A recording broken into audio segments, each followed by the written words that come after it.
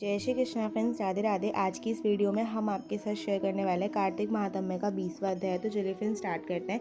कार्तिक मास महात्म्य का 20वां अध्याय। श्री विष्णु की कृपा से आज तुमको राह बताए। देवगणों के ऐसे वचन सुनकर धर्मात्मा ने कहा कि सब मनुष्य भगवान विष्णु को प्रसन्नता के लिए विविध यज्ञ, दान, व्रत तथा तप आदि करते हैं, किंतु कोई ऐसा सरल उपाय बताओ जिसके करने से इन सब का फल प्राप्त हो। तब देवगणों ने कहा कि हे द्विजश्रेष्ठ, आपका प्रश्न बड़ा श्रेष्ठ है। हम आपको भगवान विष्णु को शीघ्र प्रसन्न करने का उपाय बताते हैं। हम इतिहास सहित प्राचीन वृतांत सुनाते हैं, सावधानी से सुने। प्राचीन काल में कांचीपुरी में चोल नामक चक्रवर्ती राजा राज्य करता था। उसी के नाम से उसके देश का नाम भी चोल देश प्रसिद्ध था। राजा चोल के राज्य में कोई भी प्राणी दरिद्र, दुखी, पापी व रोगी ना था। यह सब राजा के यज्ञ करने का प्रभाव था। ताम्रवणी नदी के दोनों किनारों पर स्वर्ण के यज्ञ स्तंभ सुशोभित थे।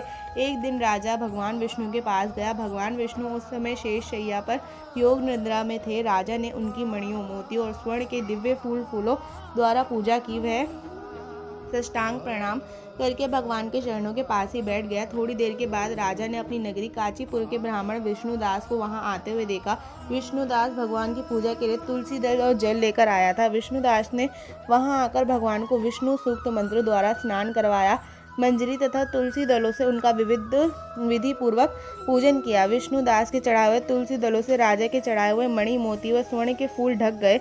यह देखकर राजा क्रोध में बोला कि मूर्ख, तूने मेरे चढ़ाए हुए मणियों, मोतियों व सोने के फूलों को तुलसी दल व अपने सारे फूलों से ढक दिया। तू भला भक्ति करना क्या जाने, क्योंकि तूने मेरे लिए विचित्र श्रृंगार को बिगाड़ा दिया है। राजा की बात सुनकर विष्णुदास को भी क्रोध आया। वह राजा के गौरव के तुच्छ समझकर कहने लगा, राजन, आप भक्ति करना नहीं जानते। आपको तो अपने धन का घमंड है। बताओ कि आज से पहले आपने भगवान के कितने व्रत किए हैं।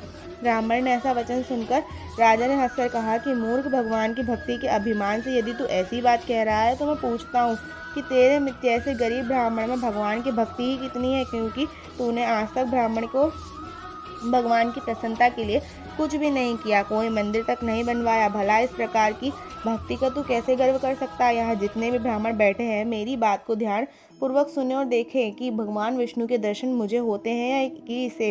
इसके बाद दोनों ही भक्तों के संबंध में आप लोग जान लेंगे। ऐसा कहकर राजा अपने महल में चला गया। वहां जाकर उसने अपने पुरोहित मृदगल को आचार्य बनाकर विष्णु यज्ञ आरंभ किया। उसने उस यज्ञ में अनेक ऋषि महर्षि को बुलवाया, उनके बहुत सा अनाज और धन आदि दक्षिणा दी। उधर विष्णुदास भी अपने मंदिर में ही रहकर भगवान की प्रसन्नता के लिए व्रत करने लगा। उसने माघ तक कार्तिक मास के व्रत किए, तुलसी के वन का पूजन किया। एकादशी को भगवान विष्णु के 12 अक्षर मंत्र का जाप किया।